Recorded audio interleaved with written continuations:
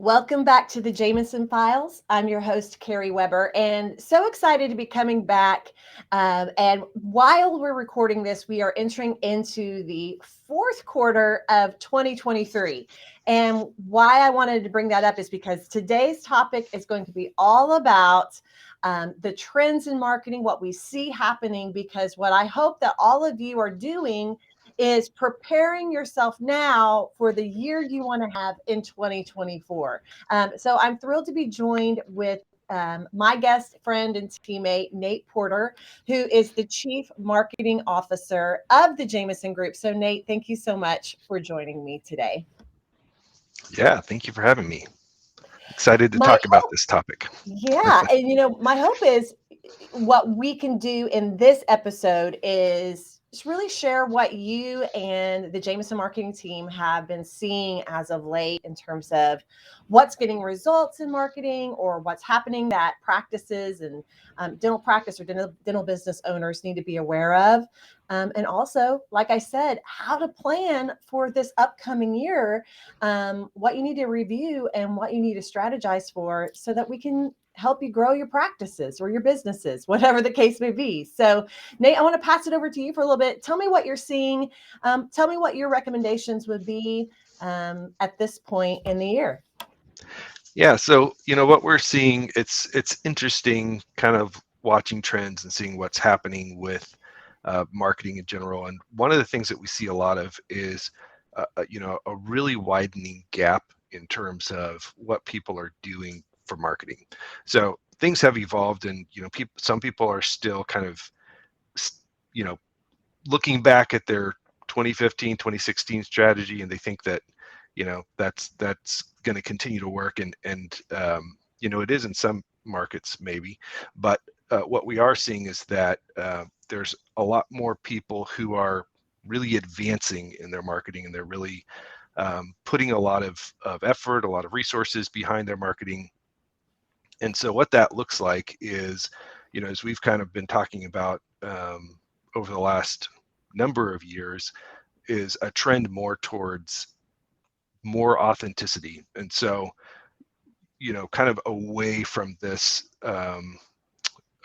templated, very static, very generic feel to marketing, to online marketing, to social media, all of that sort of thing, to a much more genuine approach. And I think, as you kind of look at the marketing industry as a whole, and you listen to leaders in the industry, what you hear is the importance of understanding the signal to noise ratio. So as you have, more demands on attention, more demands on people's time, more competition, frankly, kind of in the marketing space, including dentistry, you have a harder time kind of breaking through that noise. And so what can break through is not shouting louder about your list of services that you offer, or being more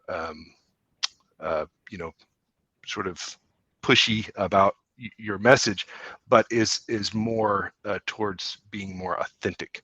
And so what we see as kind of tools for that are really creating a conversation with your potential patients, or even with your patients online.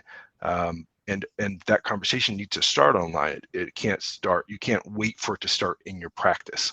And so that can be things like video, like what we're doing here today, where we're having a conversation about topics that are relevant.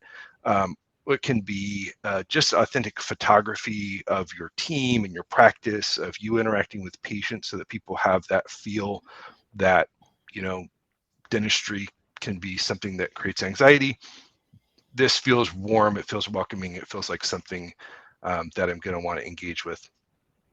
But if the contrast has gotten so much more clear, I guess, between what was maybe common, in the early 20 teens to today, is night and day, from people who have kind of kept up and kept kind of moving their marketing forward. Yeah, I love this point, and I think the hang up is, especially what you find in dentistry, is historically it felt like you could have this set it and forget it type of, okay, I'm there, I'm online, I have a website, I have a logo, whether it's a good logo or not is for another conversation, but um and we just don't put enough emphasis on why market in the first place. And I love your point about the authenticity and the use of video.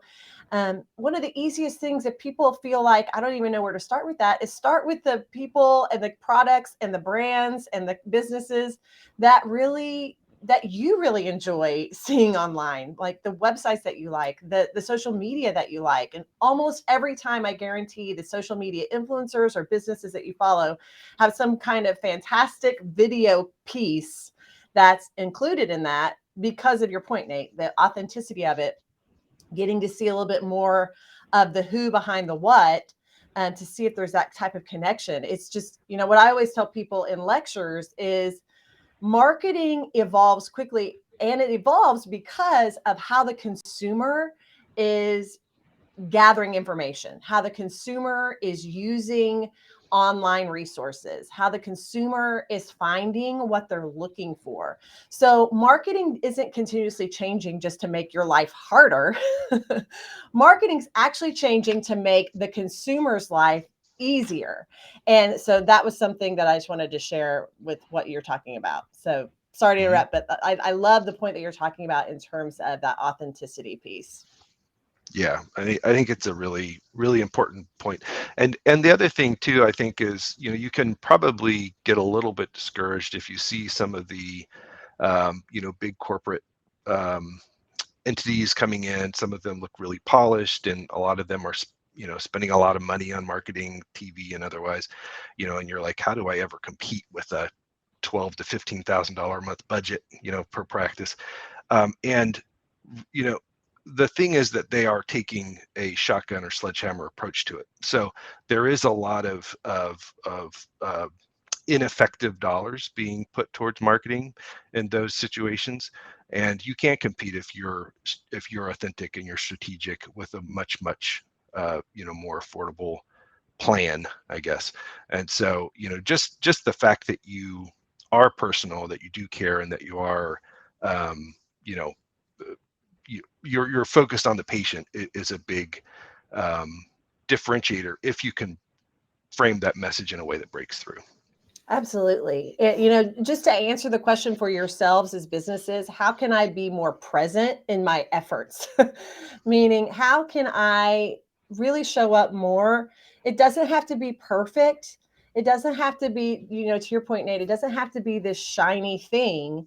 It's really about that authentic presence in your message, and repeatedly doing that. It's something that you have to be continuously putting effort into. Some of our favorite clients, they use a combination of the services that we provide for them, and they bring in their own mix to the recipe, using their own team and skills and time and efforts. And I think that's really a secret sauce there, is Mhm. using professional services to give you some really high level, great content, great video, all of those pieces, great website, and then combine that with your own personal efforts as a team to be continuously posting and reaching out and connecting with your community, your patients, your online reach, and so on. Would you agree with that?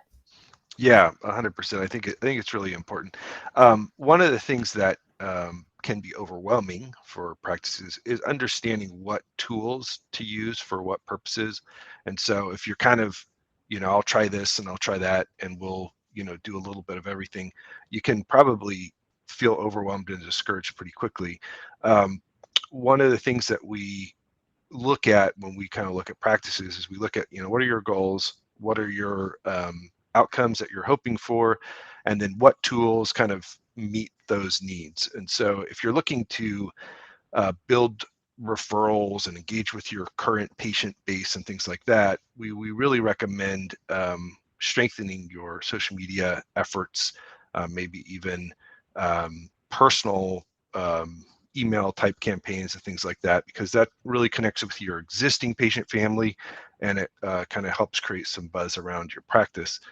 If you're looking to grow new patients and build traffic in that way, your focus really needs to be on your website, and it needs to be on the ways that you can leverage your website to grow traffic from Google, because we know 85 to 90% of that traffic comes from a Google search to your website. And so that's everything. It can be as simple as making sure that you're asking for reviews when you have patients in your practice verbally, not just putting a sign out there that says give us a review. The other thing that you might want to look at is just stand back and take a look at what the patient sees when they are searching for dentistry in your area. If your listing comes up on Google and there's a picture on your Google listing that looks dark and uninviting, or maybe just a picture of the street view of your building, you can change that really easily and give a more welcoming feel. And often people, that's the first thing, and sometimes it's the last impression of your practice. So things like that are things that can be easily updated and changed, but really taking an interest. I really like what Gary Vee says about you no longer have the luxury of being a putting it in dental terms, you no longer have the luxury of being a dentist who does marketing. You're a marketer who does dentistry. You have to think about how you incorporate storytelling throughout your process and your day. Oh, I love that. I love Yep. that. And you can see it. You can see it online. You can see it with the people that just get it, that recognize they need to be continuously on top of what's working and staying relevant. Not only for the perception of the patient, but I was just talking about the other day, your online presence. It not only is building a type of perception for potential patients and your existing patients, but it's also building perception from potential employees, whether or not you're a practice that they would want to work at and be a part of. So it's important to keep in mind that that this needs to be a priority, not just once, not just every 5 years, but continuously, and finding some companies and services that you trust and feel aligned with to help you for the long run, because it's a long game. This is not a sprint. This is the marathon, because you need to be continuously updating, continuously contributing, and you're going to need help to do that. Nate, you brought up Google search, and something that I'd love to pick your brain about is I think there are archaic concepts about what works in being found. And a lot of people, I think, put all their eggs in the basket still of Google ads and things like that to just check that box. But something that we always talk about is we're not just looking for quantity of opportunities, we're looking for quality of opportunities. So could you share a little bit of how the tides have turned and what the trends are today of what really does work in terms of finding ideal patients, ideal customers, whatever kind of business whoever's listening is a part of, that Google, what have they shifted along the way over the years that people really need to be aware of? Yeah. So in general, for the past 30 to 50 years, people have looked at marketing as advertising, and they are not the same thing. And now recently, there's been a lot more differentiation between the two. Advertising is making a slick statement that says here's this service for this price, you should buy it because of XYZ. Marketing is more about storytelling, and it's more about building value in what you do, and Google search is no different. So we hear a lot of, and Google ads can have a place, and they can be beneficial for sure. However, when you start with a Google ad and someone clicks on that ad, they know that you paid to be there. So you're already kind of starting the relationship at a disadvantage in terms of trust and buy-in. Also, less people, because of that, click on the Google ad. So if you are doing a search and you see 3 ad results at the top, only about 10 to 15% of searchers will click on one of those results, and the rest 70 or so percent will click on the top 3 organic results. And the reason is because they trust that those results are more accurate, that they've earned the right to be in the top of search, and so you have more buy-in right off the bat with that. It's getting into top results for organic search.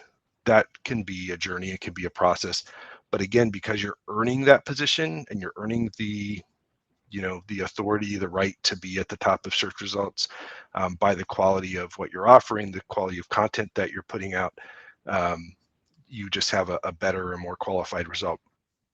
We hear that all the time from our clients as well, as we build their organic position in search, that the quality of lead that they get, the quality of new patient that they get is completely different. The way that you do that is you do have to build authority in search, and so it's not a slow process, but also you're providing value to the searcher. And so if someone's searching for dental implants, they may have a lot of different questions around dental implants, from the price to how long does it take to what's the recovery process like, does it feel different from my natural teeth, all of those types of questions that they're going to ask. And if you can answer those questions authentically from the perspective of your practice, not a dictionary encyclopedia answer, and in a way that they connect with, by the time they've done they're done consuming that content, whether that's a video or written content on your website, they already have bought into you as a provider in that process. So you've shortcutted all of that, initial, building value and building, and educating the patient by providing that content to them on your website, and you have the side benefit of showing up in search for that information. Yeah, I love that you brought up trust, that it's building trust. And I love that you've said it adds value, because, for anyone that listens to the Jameson Files or is a Jameson client or has come to see me lecture or is on Grow, I talk ad nauseum about building 4 pillars in your practice with your patients. And those are trust, need, urgency, and value. And so that doesn't just happen when the patient's in the practice. This happens the moment they connect the dots with you at any point in time. However, they've been referred to you by a friend, if they're seeing a review, if they're going to your website, if they're going to your Instagram page, whatever the case may be. Every single touch and every single conversation, every single experience is either building up those pillars or they're not. And so I love that point, that even how you are found in online search plays a role in the building up or diminishing of that patient's perception of you, your practice, your care, and whether or not they're going to become a patient of record of yours.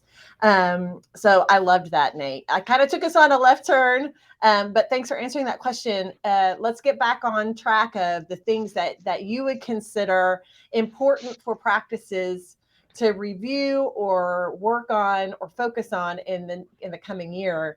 Any other trends that practices need to be aware of?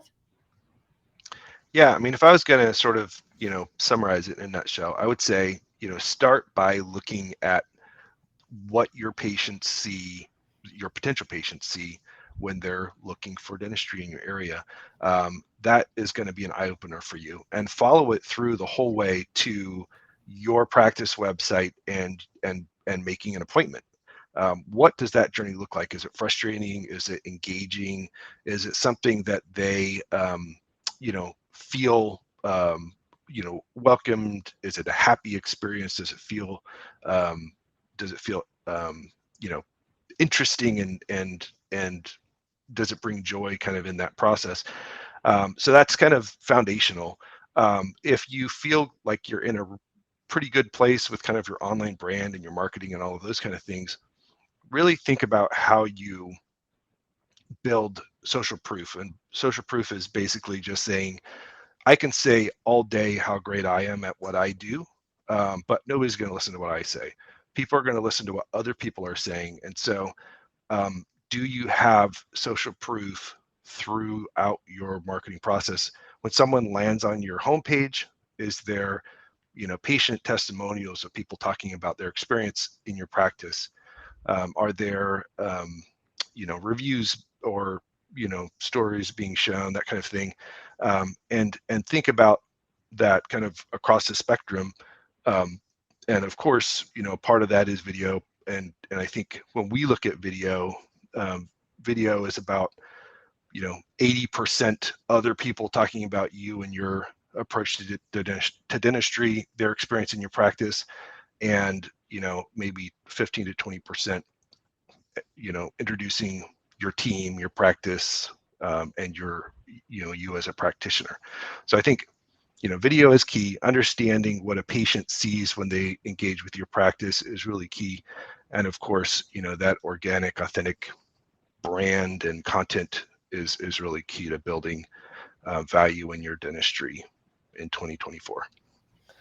I love that. You actually introduced the book "Building a Story Brand" to me when we first started working together, and basically, I mean, I'm going to destroy this, but the concept of the book is exactly what you're saying, is allowing the stories of your patients' experiences with you, the story of you in your practice, be the guiding narrative that people find and help them make the decision of whether you're a good fit for them and their families, um, in that whole buying consumer process. And you're absolutely right, Nate. Using video, the 80%, I love that. Letting 80% of the story be someone else talking about their experience with you, because as we always say, it's not necessarily about you, it's about them.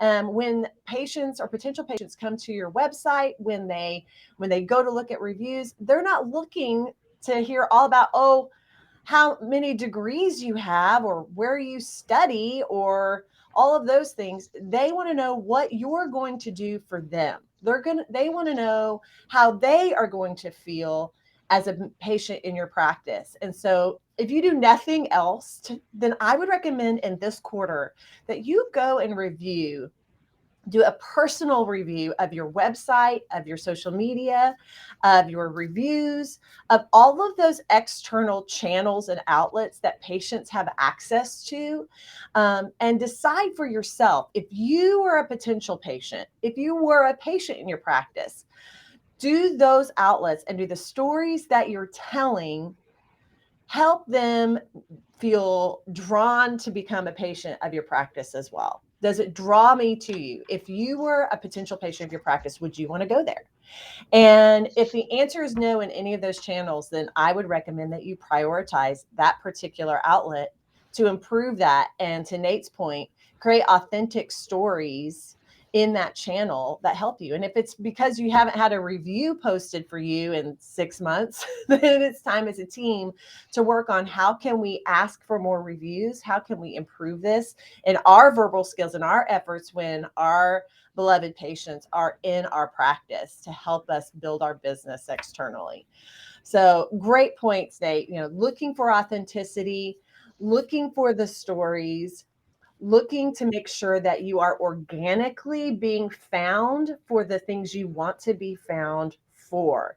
Making sure that your website reflects the best possible version of you. And even if that means updating some photographs on your site, updating the homepage, getting more patient stories and videos on there, take those little tweaks of improvements and see the results come, because that is what the consumer, who is your patient or potential patient, your future 2024 patients, that's what they're looking for. So, Nate, thank you so much for joining me today. I really appreciate all the things that you shared. Yeah, absolutely. I'm so happy I could be on. And thanks to all of you for being with us today. We so appreciate having you as a part of our Jameson Files community. If you like this community, if you like the information that's being shared, we certainly want to grow our community. So thanks in advance for sharing these videos, for following us and subscribing to us wherever you listen to podcasts. You'll be able to find the Jameson Files on our Facebook page, on YouTube, on our website, on Grow, and also wherever you listen to podcasts. So thanks for being a part of our community. Thanks again to Nate. You all be well, and we'll see you next time.